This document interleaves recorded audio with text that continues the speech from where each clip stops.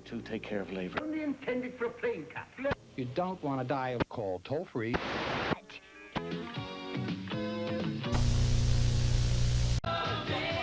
Impossible.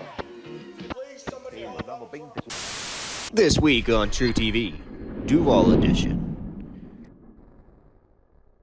A shiesty interviewer gets more than he bargained for in this grail epic about a man who escaped the holds of Jacksonville's most infamous villain, the Dirty Chef.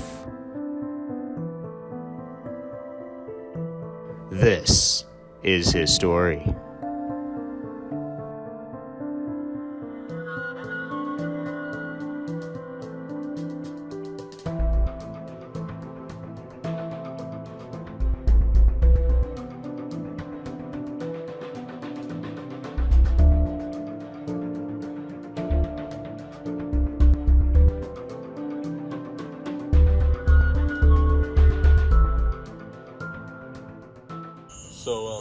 So what did he do to you?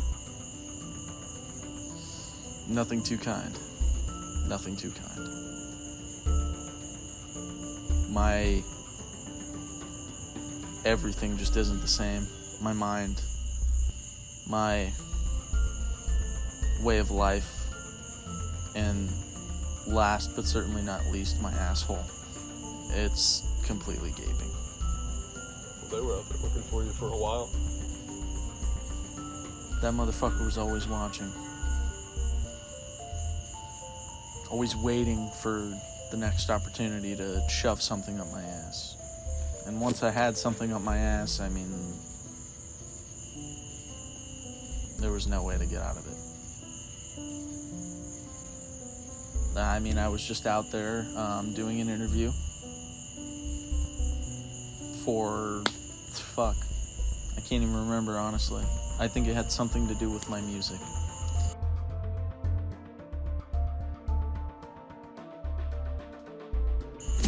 He's not here now, is he? 7 years ago. No, you're safe. You're safe.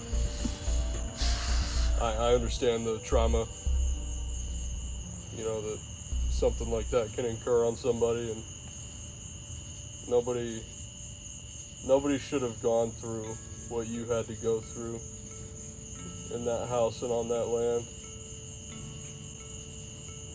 I mean, there's really only one way I can describe the Dirty Chef in his way of life.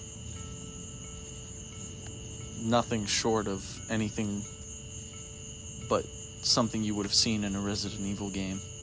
He fed me worms and maggots.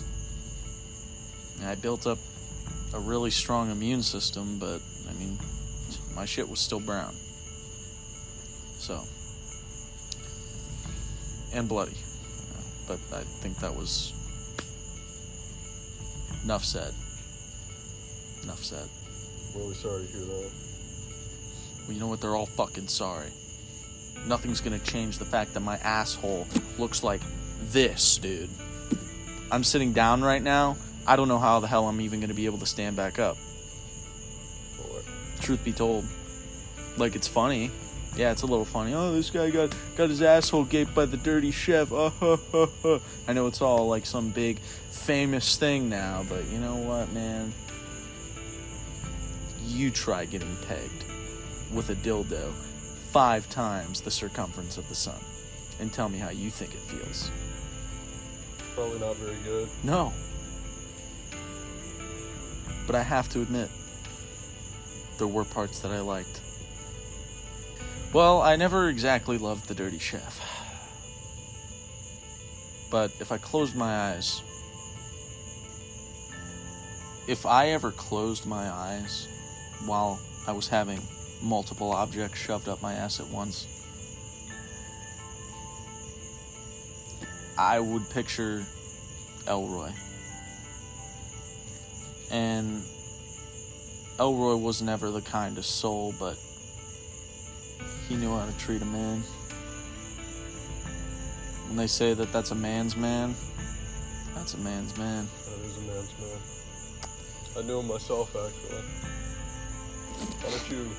And you know, I still have some of his cigarette butts in my ashtray in my car.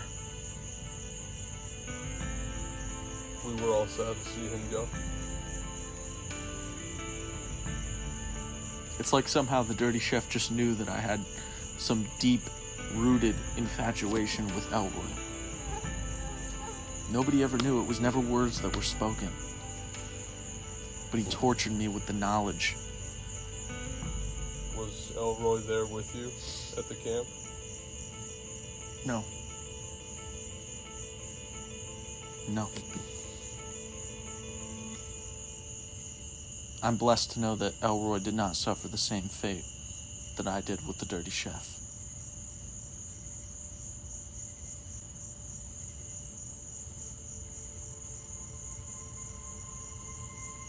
Nobody ever again will suffer the wrath of the Dirty Chef.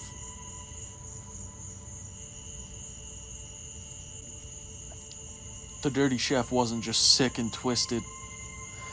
He was twisted and sick. Somehow everything would just be backwards with him. I mean, one time he even tried to convince me that the shit was supposed to go back up my ass after it fell out. Like it was a piece of me missing. Like there was something wrong with me for taking a shit. And it always went back in a different way. Sometimes he'd just plop it right back into my gaping asshole and watch it fall out continuously. Other times he would force feed it down my throat.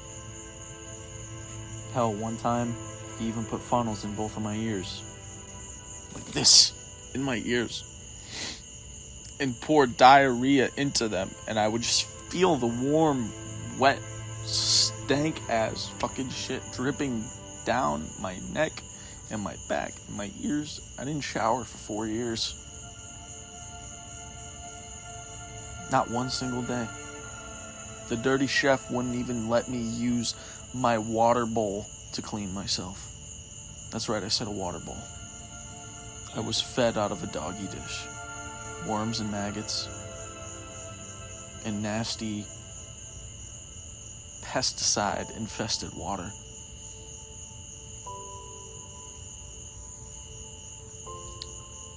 Sometimes it wouldn't even be water, it would just be a straight piss.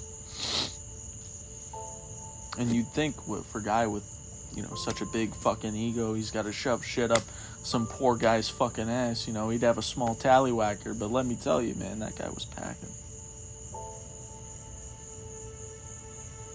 That guy was packing like Martha packing fudge.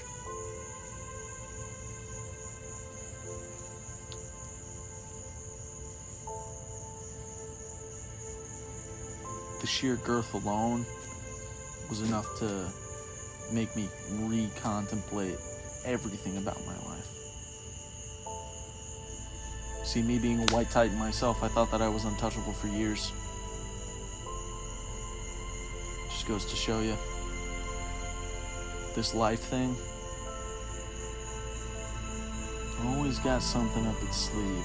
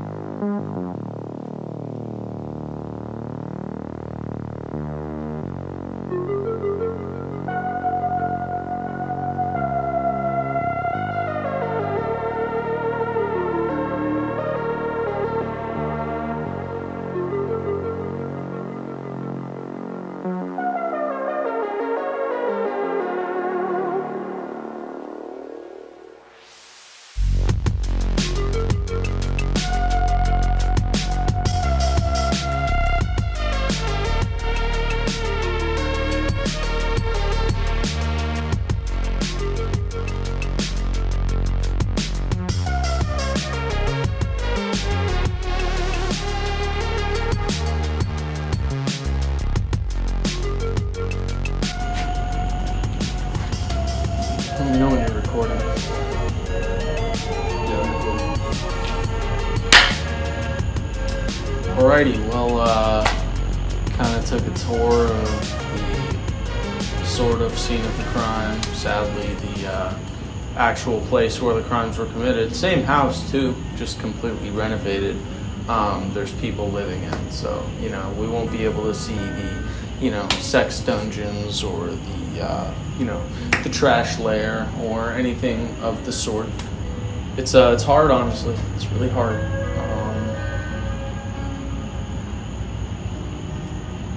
I mean, I was so much younger then.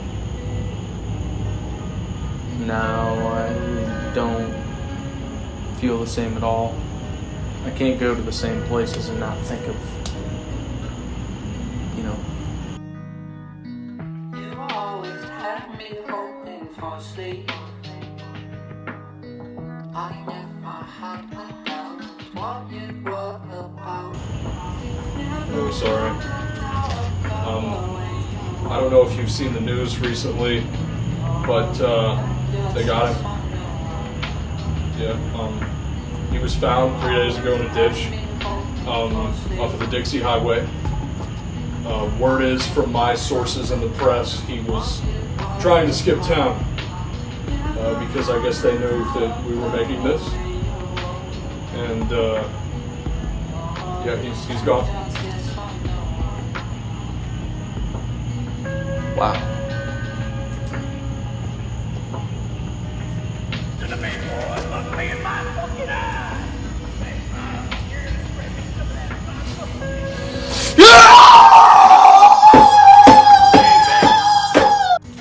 You goddamn shit on the fucking graves of the hundreds that the dirty chef fucking killed.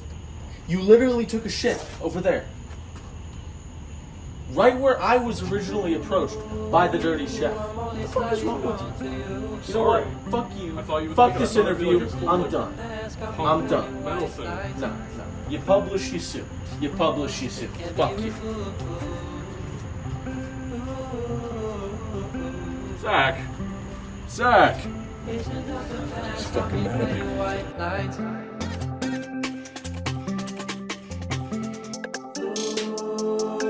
I'm only slightly drawn to you. Visions of the past got me playing white lights.